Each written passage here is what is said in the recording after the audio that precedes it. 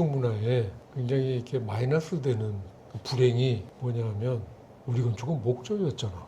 남아있는 게 없어. 있는데 찾아가야 볼 수 있어. 근데 유럽은 그게 다 고스란히 남아있잖아, 지금.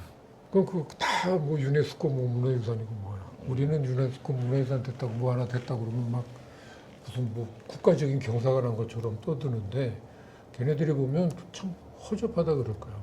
뭐 우리가 가치가 나쁘다는 이야기가 아니라 걔네들은 소위 말하는 이 레거시를 그냥 일상으로 접해. 우리는 구비구비 산속으로 우리는 찾아요. 정말 하루를 다 보내서 찾아가야지 볼 수 있는 게 우리 유산들이란 말이에요. 서울에도 가까운 데 있지만 거기도 진짜 마음 먹고 찾아가기 전에는 그리고 또 뭐 심하게는 뭐 돈까지 내고 봐야 되는 그런 거란 말이지. 그게 야 건축은 문화다라고 아무리 우리가 외치려고 해도 일반 대중들은 그래서 어쩌라고. 니들이 문화라는 거 우리한테 보여줬어? 그 문화적인 게 어디에 남아있어? 라고 이야기를 하면 대답할 말이 없잖아. 그래서 그거를 이제 다시 이렇게 되짚어서 만들어내려면 그 한때 그 사삼에서 유행했었던 말이 우리가 하고 있는 작업은 미래를 향해 남기는 유산이다라고들 이야기를 했었는데 지금부터라도 만들어 나가는 방법밖에 없다. 그러니까 언젠가 100년쯤 뒤에 김아무개는 이런 건축을 했고 박아문에는 이런 건축을 해서 우리가 이런 유산을 갖고 있어가 될 수 있을 정도는 돼야지. 이건 내 순전히 개인적인 이야기지만 김옥규 기념관이 김동일 박사가 돌아가시면 어떻게 될지 정말 궁금해서. 근데 정말 내가 좋은 클라이언트를 만났다고 생각하는 거는 이 양반이 그걸 이화여대 기증을 하고 하셨기 때문에 이화여대는 잘 사용하고 있을까요? 앞으로 헐리지는 않을 거야. 그러니까 사용은 어쨌든 간에 아주 쓸데없는 건데 헐어버리자라는 이야기는 안 나오겠지. 하여튼 그런 정도의 그 김동길 박사 같은 그런 인문학적인 결국 이제 집단 지성을 이야기하지 않을 수가 없는데 누구 개개인의 지성이 부족하지는 않아. 우리나라도 보면 굉장히 이렇게 이 높은 지성을 가진 분들도 꽤 많이 있잖아.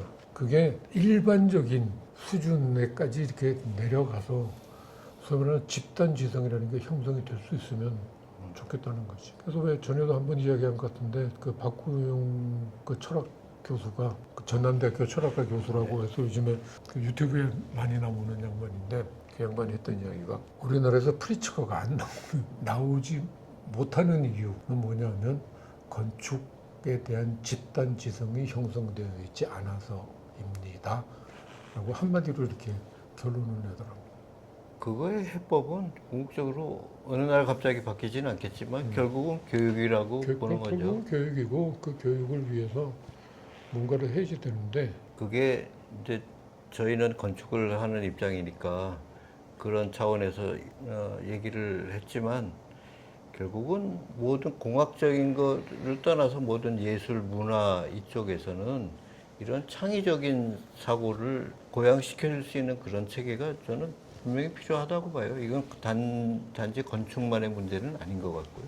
그러니까 나는 이제 그 요즘에 K-팝 때문 헌터스라는 애니메이션이 지금 뭐 넷플릭스에서 지금 세계적인 그걸 하고 있다고 그러는데 그게 뭐 소니라는 일본 자본이 미국에 만든 네. 이제 소니에서 이제 그 한국인 스태프들을 데리고 했는데 거기에는 한국인 2세들이 작업을 했고 거기에 이제 그 2세들이 한국의 그 K-팝을 만드는 그러니까 소위 생산자들을 데려다가 같이 이제 협업을 해서 만들어낸 거예요. 그걸 보면서 어떤 생각이 들었냐면 뭐 소니가 됐든 뭐 파라마운트가 됐든 넷플릭스에서 자금을 대가지고 한국에 있는 프로듀서한테 그 K-팝 데몬 헌터스를 만들려고 했으면 과연 저렇게 만들 수 있었을까라는 생각이 들어. 그건 뭐냐면 한국에서 교육받지 않은 2세들이 만든 거예요. 한국인 2세들이. 그러니까 걔네들 미국에서 교육을 받았을 거 아니야. 그 미국적인 지성을 가지고 그 미국적인 지성과 한국적인 감성을 합하면 저렇게 월드와이드하게 성공적인 걸 만들 수 있다는 거란 말이에요. 그러니까 우리가 해야 될 일은 한국의 교육이 해야 될 일은 전문 교육이거나 일반 교육이거나 국민 교육이거나 관계없이 그 이번에 케이팝 헌터스를 만든 프로듀서와 같은 그런 지성을 갖게 되는 교육이 돼야 된다고 생각을 합니다. 그렇죠. 지금 뭐 구시대적인 기준으로 너무 경도가 돼 있다고 느껴져요. 지금 교육 체계는. 그러니까 나 이제 그런 부분에 관심이 많아서 이제 유튜브 같은 데 있는데 유튜브가 굉장히 뉴미디어로 좋은 역할을 하는 게 내가 관심 있는 분야의 이야기들을 계속 찾아서 볼 수가 있으니까 좋은데 교육에 대한 이야기하는 것들 들어보면 뭐 독일이나 외국에서 유학했던 사람들이 그 나라의 교육 제도를 이렇게 소개하는 프로그램들도 꽤 많아요. 그런 거 보면 정말 바뀌어야 되겠다는 거고 그뭐 이번에 서울대 10개 만들기 프로젝트도 보니까 이번에 낭만 교수가 아니라 원래 서울대 10개 만들기를 시작했었던 다른 이론가가 있어. 그 교수가. 그 양반으로 나서 열심히 이야기하는 걸 들었는데 그야말로 그게 10개를 만든다는 게 결국은 그 입시적으로 없애겠다는 거예요. 프랑스가 그런 식으로 했죠. 독일도 그렇고 뭐 프랑스도 그렇고 그러니까 프랑스는 1, 2, 3, 4, 5대 네. 넘버로 여겨버리잖아. 그것처럼 그렇게 해서 그러니까 대학을 평준화시키면 입시 제도가 사라지지. 입시 제도가 지금 같은 그게 안 되고 소위 말하는 인문 교양을 가르치는 수업이 되지 않을까. 초중고등학교서부터가. 근데 지금은 그냥 계속 정답 외우기로만 그게 돼버리면 그게 안 되는 건데 정답 외우기를 안 할 수가 없는 거지. 그러니까 대학에 와서도 네 생각을 이야기해보라 그러는데 선생님이 원하는 답이 뭔지를 고민하게 만드는 그런 수업이 돼버리게 만드는 거예요. 그러니까 좀 우리가 이런 이야기를 뭐 여러 분야에 걸쳐서 앞으로도 또 뭐 다른 분야도 이야기를 해야 되겠지만 아마 우리 이야기를 쭉 따라오신 분들은 건축이 건축의 문제가 아니라 건축 외적인 문제가 더 많구나라는 거를 아마 느낄 거예요. 그렇더라고요. 건축은 건축가 혼자서 하는 일이 아니라 우리 문화를 구성하고 있는 모든 분야가 다 관여를 해야 돼요. 그러니까 엔지니어링서부터 머티리얼 그다음에 뭐 정책에 그다음에 그 행정 처리서부터 모든 분야가 관계되는 게 그거란 말이죠. 그런 백업을 받아가지고 어떤 창의적인 결과물을 만들어내려면 아마 저 건축가를 이렇게 거들어줘야 되겠다라는 그런 공감, 컨센서스가 만들어지지 않으면 우리 건축은 계속 2류, 3류에서 머무를 수밖에 없지 않겠는가라고 생각하게 돼요. 교육이라는 게 그 어떤 사회의 그 저변을 이루는 거잖아요. 그 사회의 어떤 미래, 그 문화와 그 사회의 미래를 떠받칠 수 있는 어떤 기반을 닦는 그런 거기 때문에 너무나 중요하고 어마어마한 일이거든요. 그러니까 뭐 지금 저희가 얘기한 거가 뭐 쉽게 이루어지리라고는 기대를 못 하겠지만 지금부터라도 교육 행정이든 아니면 교육자의 입장이든 그런 분들이 조금 더 생각을 좀 달리 해보고 좀 깨우칠 수 있는 기회가 되면은 좋겠습니다.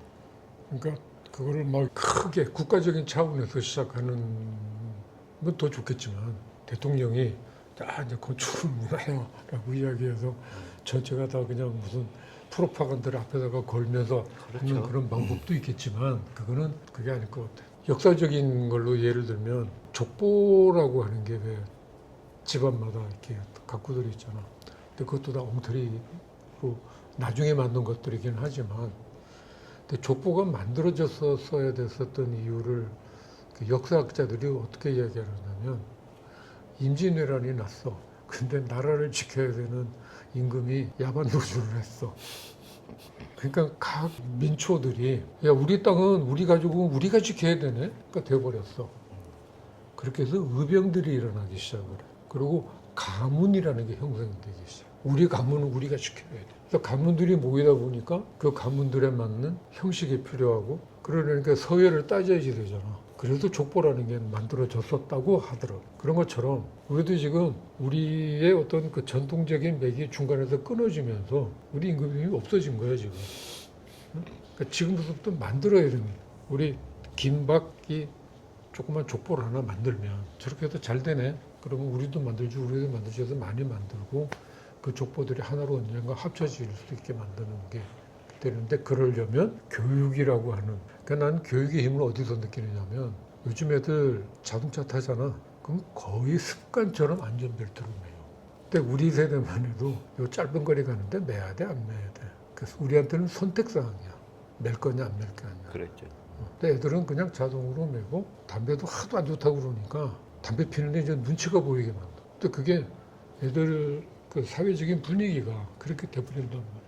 그러니까 그냥 그 누군가 영향력 있는 그 매체나 아니면 어떤 정부 조직이나 그런 데서 건축은 문화이기 때문에 부동산 보담도 더 가치를 매길 수 있는 그런 우리의 안목이 필요하고 그 안목으로 건축가들을 한테 좋은 걸 만들려고 요구를 해야 된다. 뭐 이런 정도의 교육이 좀 줬으면 우리가 좀 이렇게 좀 쉽지 않을까 하는 그런 생각을.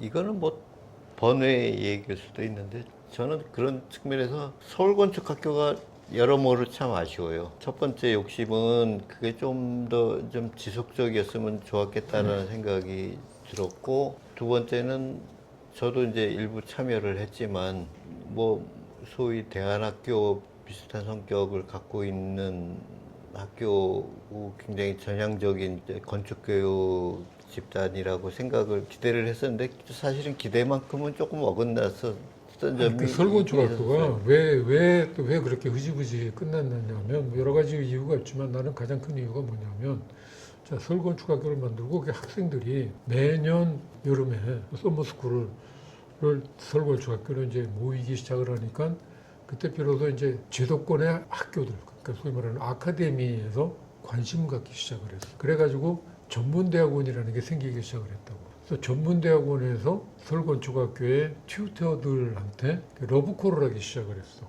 그래서 전문대학원에 수업을 이제 들어가게 되고 선생으로 빼가고 그러다 보니까는 이 일반 대학원 또 이제 5년제를 그래서 이제 5년제가 이제 자극이 돼서 5년제를 만들고 그 5년제에서도 소위 설계 교수들이 필요하니까 그래서 건축학교 튜터들을 또 데리고 갔어. 그러면서 궁극적으로는 한국예술종합학교가 만들어지면서 서울건축학교의 주축이었었던 민현식이 학과장으로 가고 대거 그쪽으로 튜터들이 흡수가 돼버리면서 서울건축학교가 실제가 물론 한예종을 중심으로 하는 서울건축학교를 유지하려고 했으나 그것도 불행하게도 이종호 교수가 아웃돼버리는 사건이 발생하면서 그것도 끝나버렸고. 근데 나는 끔찍한 게 뭐냐면 서울건축학교에서 우리랑 그러니까 서울건축학교의 취지에 동의해서 동참했었던 많은 건축가들이 많이들 아카데미로 갔어요. 교수로, 정식 교수로 나처럼. 그렇게 갔는데 그중에 몇은 완벽한 직업 교수가 돼버렸어. 더 이상 작품도 안 하고 그 관에서 나오는 용역, 연구 용역 이런 거 수주하러 다니는 교수가 돼버리더라고. 단맛을 알아버린 거죠.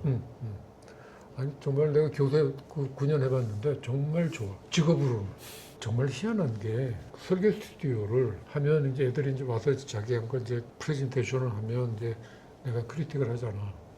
내가 크리틱을 하는 게 중요한 게 아니라 니들이 같이 크리틱을 하자라고 해서 토론 수업을 하자라고 토론을 유도를 해봤는데 토론할 때마다 실패해. 왜 그러냐면 도토리 키재기 같은 애들이 다 또 서열이 있어요. 한 번에 들어온 애들이 있고 제주에서 들어온 애, 삼서에서 들어온 애, 군대 갔다가 들어온 애, 편입반에 그러니까 한 10명인데 그 나이에 의한 하이어라키가 한 6, 7종류가 돼. 그러니까 토론을 하는데 뭐 형, 누나, 언니, 동생 하면서 어떻게 토론을 하나? 2002년도 히딩크 감독이 했던 상황이랑 딱 비슷한. 그거예요. 그래서 야자로 하자 하는데 애들이 그 야자도 그렇게 쉽게 되는 게 쉽지 아니야. 않죠. 농담으로는 하겠지만 막 뭐 따지고 묻고 해야 되는데 그거 안 되잖아. 그런데 교수 사회에서는 하이라키가 없어. 완전히 독립된 성주들이에요.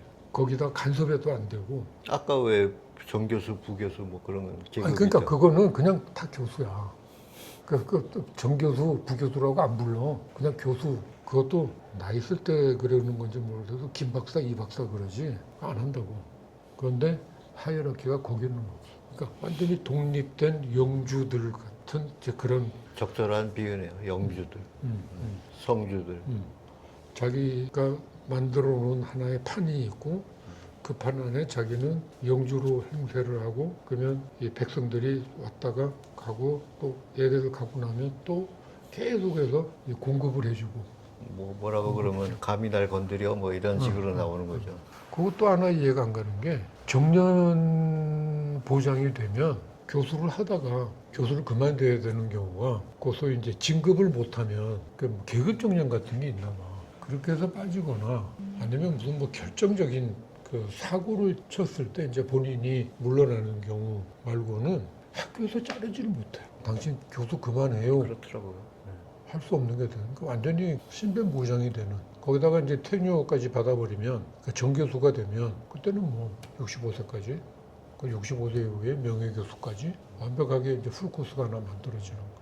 그렇게 해서 행복하고 편안하게 살다가 가면 되는데 이제 그런 사람들이 밖에 나와서 심의 심사를 하면서 또 이제 이상한 걸 만들고 하니까 교육의 수혜자들인 학생이나 시혜자인 선생이나 교수나 뭐 교수 뭐 선생서부터 교수까지나 또 그 학교에 보내는 학부모나 또 그 선생들을 데리고 있는 뭐 공공재단이거나 사립재단이거나 하여튼 그 재단의 운영자들이거나가 다 그냥 별 생각 없이 가고 있는 게 아닌가 라는 의심이 든다. 제가 아까 말씀드렸잖아요. 정근대적인 기준으로 지금 흘러가고 있다.